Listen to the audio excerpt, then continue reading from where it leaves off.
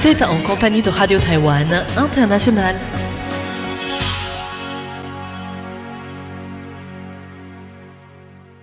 Bonjour et bienvenue en compagnie du service français de Radio Taïwan International. Nous sommes le lundi 23 juin et c'est François-Xavier Boulet pour vous présenter le programme de la rédaction. Vous pourrez suivre tout d'abord le journal de l'information en compagnie de Tiffen Lee et je vous retrouverai juste après le bulletin d'info pour le décryptage consacré aujourd'hui à la route bleue paradisiaque, repensée comme écotourisme responsable vers l'île de Xiaoliuqiu.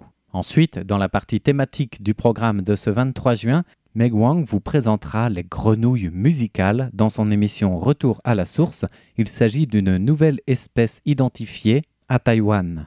Et en fin de programme sur notre site internet, c'est Thérèse Pan qui vous donne rendez-vous pour la légende de la semaine dans l'émission Conte à rebours en compagnie des deux frères Wang. Voilà pour le programme de ce lundi 23 juin. Excellente écoute. Tout de suite, c'est le journal de l'information présenté par Tiffen Lee avec pour débuter les principaux titres.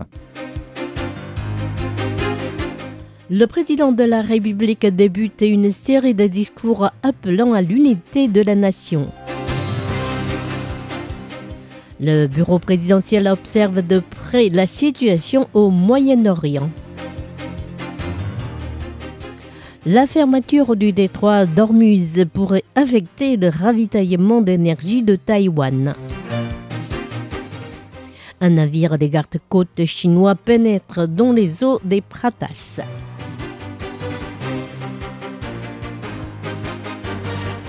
Bonjour à toutes et à tous, bienvenue dans ce journal de l'information présenté par Tiffen Lee. Tout de suite, le développement des principales actualités de ce lundi 23 juin 2025.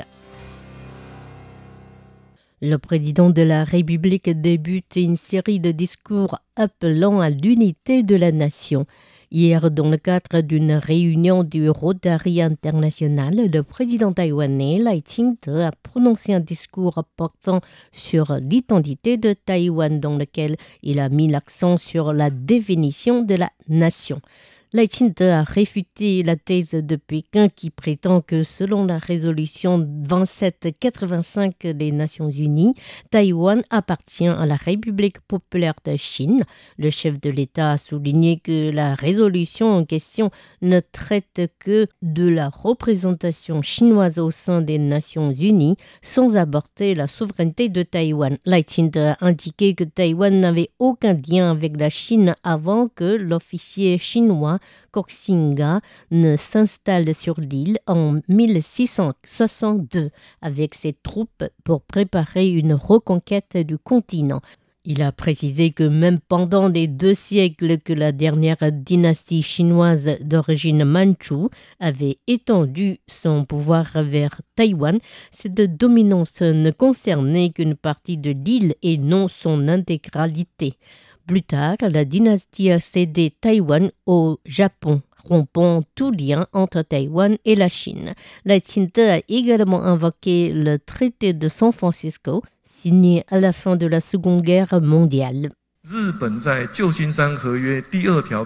L'alinéa 2 de l'article 2 du traité de San Francisco stipule que le gouvernement japonais renonce à tout droit, titre et revendication sur Taïwan et les îles Pescador.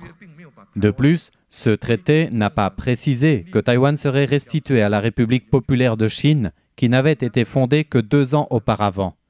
La République populaire de Chine n'a jamais gouverné Taïwan, même pas pour un seul jour. Ce discours marque le premier d'une série de 10 discours du président Lai Ching-te visant à consolider l'unité de la nation. Le bureau présidentiel observe de près la situation au Moyen-Orient. Les forces aériennes américaines ont mené des frappes massives contre les 3 principaux sites nucléaires en Iran dans la nuit du 21 au 22 juin. Selon le président américain Donald Trump, cette opération baptisée Minai Hamma a réussi à anéantir le développement nucléaire de l'Iran. En réponse à cette information, le bureau présidentiel de Taïwan a tenté de rassurer la population par la voix de sa porte-parole, Guo Yahui, qui a affirmé hier que le président de la République Lai Ching-te, son bureau ainsi que ses conseillers à la sécurité nationale se tenaient pleinement informés de l'évolution de la situation au Moyen-Orient et qu'ils étudiaient continuellement des éventuels développements afin de prévoir les réponses nécessaires. La porte-parole a souligné par ailleurs que le gouvernement restait en contact étroit avec les pays alliés de Taïwan en vue d'assurer la sécurité de la population et la stabilité de la nation, mais aussi pour se préparer à tout impact sur la politique et l'économie mondiale. La fermeture du détroit d'Ormuz pourrait affecter le ravitaillement d'énergie de Taïwan. Ces sites nucléaires sérieusement frappés par les forces aériennes américaines l'Iran a annoncé des représailles. La fermeture du détroit d'Ormuz, par où transitent au moins 20% des exportations de pétrole et de gaz liquéfié du monde. Aujourd'hui à Taïwan, le Parlement a invité le ministre de l'économie Guo Zhihui à s'exprimer à ce propos. Selon le ministre, la fermeture du détroit d'Ormuz risque d'affecter respectivement de 20% et de 25% le ravitaillement en pétrole et en gaz liquéfié de Taïwan. Contourner le détroit est une solution envisageable mais coûteuse en frais de transport. Toutefois, d'après le ministre, cette augmentation temporaire devrait être supportable si elle est répartie sur une plus longue période. La fermeture du détroit aura un impact sur l'importation. Nous avons demandé à nos fournisseurs de bien respecter les dates de livraison. Ces derniers pourraient, par exemple, modifier leur livraison en nous fournissant en priorité les produits initialement promis à d'autres clients et en contournant la zone fermée. Nous pouvons aussi envisager d'augmenter nos commandes auprès de l'Australie ou des États-Unis.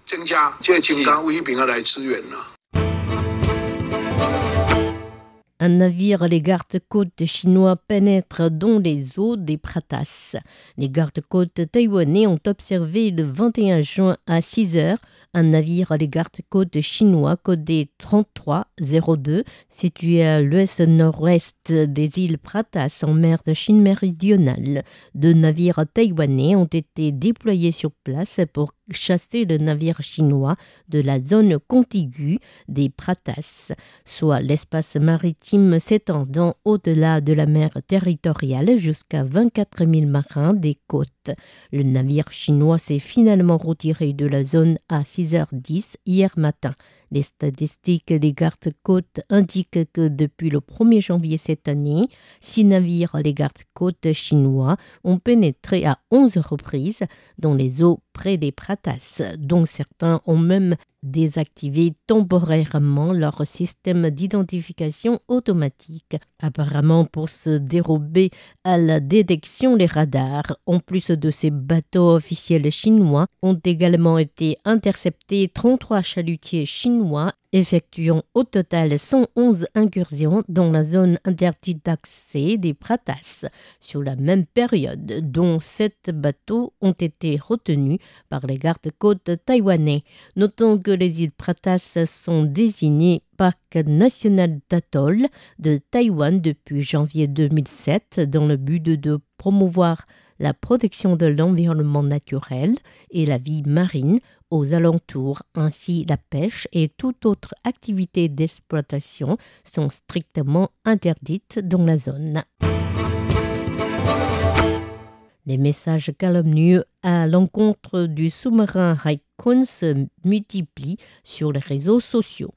Alors que le premier sous-marin de fabrication taïwanaise, Haikun, effectue ses essais en mer, des messages malveillants se moquant de ce navire militaire se multiplient sur les réseaux sociaux. Certains affirment que le sous-marin n'a pas pu résister aux essais et présente par la suite une déformation grave au niveau de sa coque. D'autres prétendent que le sous-marin n'est même pas en mesure de plonger. L'entreprise de construction de navires CSBC, chargée de la fabrication de Haikun, se voit obligée d'intervenir pour démentir. De leur côté, plusieurs spécialistes informatiques taïwanais ont identifié les comptes à l'origine de la propagation de ces messages mensongers, indiquant qu'il faisait partie des troupes informatiques chinoises spécialisées dans ce type de tactique de zone grise sur les réseaux sociaux, notamment sur Weibo, X et Threads.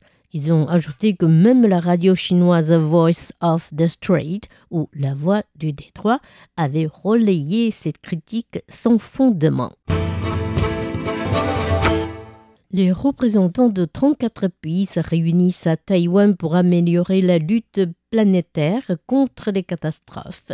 Le Global Cooperation and Training Framework, ou GCTF, co-organisé par Taïwan, le Canada, les États-Unis, le Japon et l'Australie, tient à Taipei un camp de formation sur le soutien humanitaire, la gestion des catastrophes et le développement durable. Plus de 150 personnes venant de 34 pays et régions y prennent part, rassemblant des agents gouvernementaux, des militants humanitaires et les leaders du secteur privé. Ce programme prévoit 6 conférences et 2 forums portant sur l'évolution des rôles des organisations non gouvernementales, le renforcement de la résilience contre les catastrophes grâce à la coopération entre les établissements publics et la société civile, l'application des technologies avancées et de l'intelligence artificielle dans les secours, ainsi que la coordination internationale.